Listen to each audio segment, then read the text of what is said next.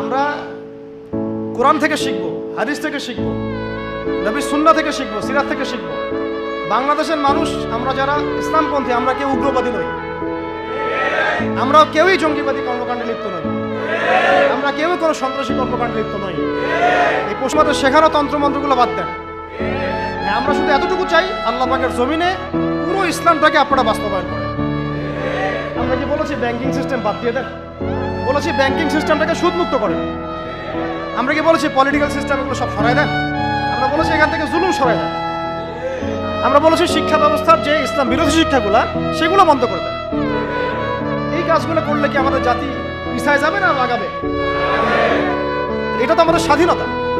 আমরা ইসলাম by birth ইসলাম পেয়েছি, এদেশের সংখ্যাগরিষ্ঠ মানুষ মুসলিম, এটা আমাদের প্রাণের দাবি। ইসলাম কেন্দ্রিক জীবন করব এবং আমরা বাংলাদেশে কোনো অমুসলিমের সাথে আমাদের কোনো কনফ্লিক্ট নেই।